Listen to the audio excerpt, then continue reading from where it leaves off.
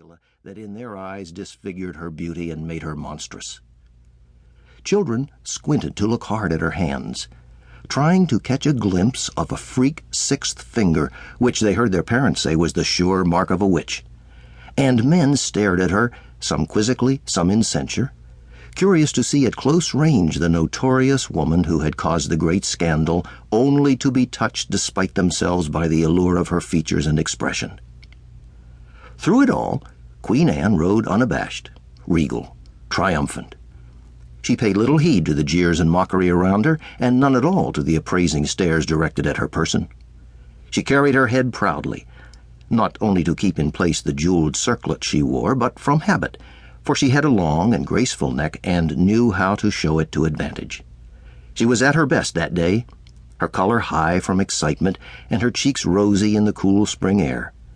The contours of her oval face had rounded noticeably in recent weeks, and now that she was in the 6th month of pregnancy, her morning sickness was past, and she felt as well as she ever had in her life. She sat back against the gold cushions of her litter, aware of the sensation she was creating, aware of the attractive picture she made in her satins and shining jewels, her silhouette framed by the thick black hair that fell in waves to her waist. What if her subjects mocked her? What if they called her concubine, whore, the scandal of Christendom? She had borne their taunts for years. This day, this procession was her revenge.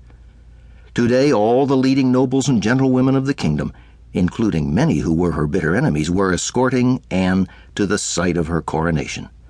Tomorrow, at the coronation itself, they would attend her, kneeling reverently before her to swear fealty.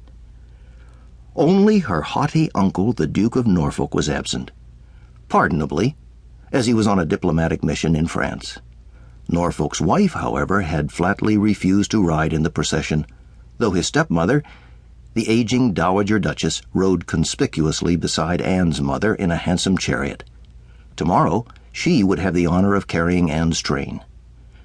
Yet, sweet as it was, the crown was not Anne's ultimate triumph. Her child, the male heir the astrologers so confidently predicted, he was her final vindication. He had been the real objective from the beginning, from the time 7 years before when the king, Henry VIII, first began to woo her. All along the king had wanted a son to succeed him, and Anne, once she realized that her destiny was to be bound up with the king's, had been determined to bear his son.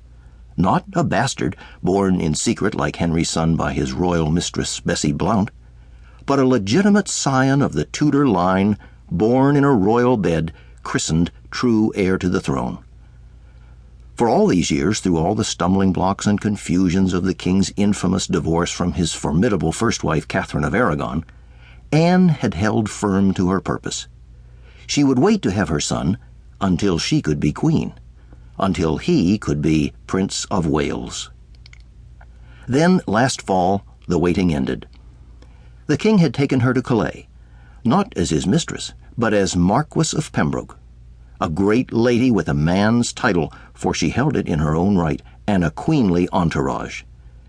At Calais she had been provided with everything a queen could desire: new fur-trimmed silken gowns, her favorite foods, grapes and pears specially imported, porpoises and pastries of red deer, even the jewels of a queen.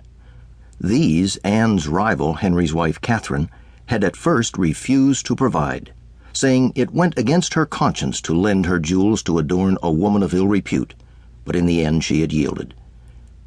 Everyone, including Catherine, had been convinced that the king would marry Anne in Calais, during his days of banqueting and jousting with the French king, far from the angry crowds that would have been certain to protest the marriage in England. But Anne's closest confidants knew otherwise. She had reportedly told one of them that even if King Henry wished it, she would refuse to marry him in Calais, wanting the ceremony to take place in England, where queens are wont to be married and crowned. But if she resisted marriage for the moment, Anne had clearly calculated that one way or another she would very soon be queen. How long she had shared the king's bed is impossible to say. Rumor had it they had been living as man and wife for years, and beyond the large stake both had.